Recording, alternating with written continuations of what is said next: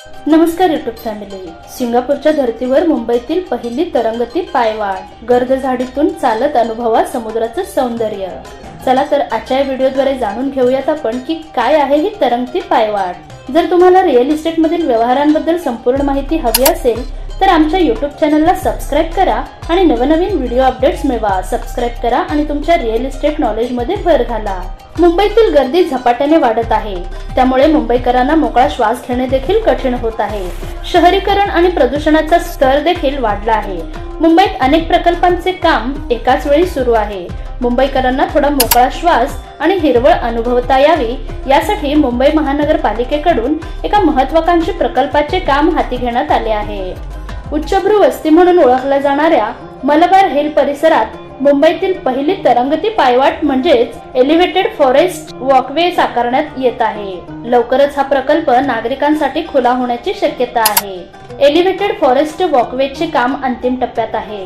या प्रकल्पाचे काम 90% पूर्ण झाले आहे।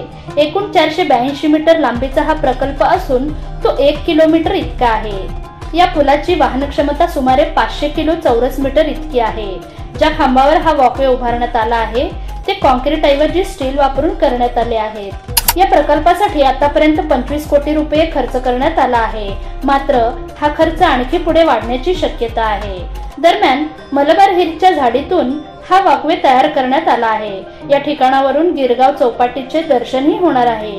सिंगापूरच्या जंगलातील प्रसिद्ध एलिव्हेटेड फॉरेस्ट वॉकवेची प्रेरणा घेऊन मुंबईत हा वॉकवे बांधण्यात येणार आहे। मलबार हिलच्या कमला नेहरू पार्क पासून सुरू होऊन डुंगरवाडी इथपर्यंत या वॉकवेवरून चालताना मुंबईकरांना निसर्गरम्य सौंदर्य देखील अनुभवता येणार आहे। तसंच अरबी समुद्राचे सौंदर्य देखील पाहता येणार आहे। सध्या या वॉकवेच्या विद्युतीकरण, रंगकाम, शौचालय आणि तिकीट काउंटरचे काम पूर्ण केले जात आहे। त्यामुळे नवीन वर्षात म्हणजे 2025 पासूनच हा वॉकवे नागरिकांच्या सेवेत दाखल होण्याची शक्यता आहे। विशेष म्हणजे कोणत्याही झाडांना हानी न पोहोचवता हा वॉकवे तयार करण्यात आला आहे। त्यामुळे नव्या वर्षात मुंबईकरांना एक वेगळा प्रवास अनुभवता येणार आहे। तसेच यामुळे पर्यटकांच्या संख्येतही वाढ होण्याची शक्यता आहे।